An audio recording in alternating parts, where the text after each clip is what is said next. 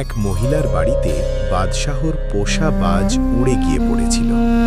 বৃদ্ধা পাখিটি ধরে আফসোস করে বলতে লাগল, আহা, বাদশাহর বিলাসিতায় তোর এই দুর্দশা হয়েছে।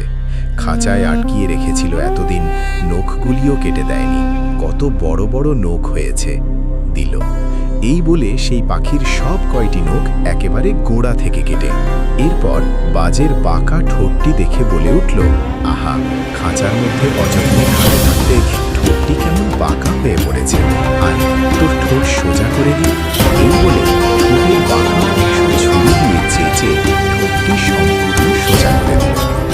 ফল হলো এই যে বাজটি আর কোনোদিন পায়ের নখের সাহায্যে ছোঁ মেরে শিকার করতে পারবে না, এবং আর কোনোদিন ঠোঁট দিয়ে ছিঁড়ে শিকারের মাংস খেতে পারবে না।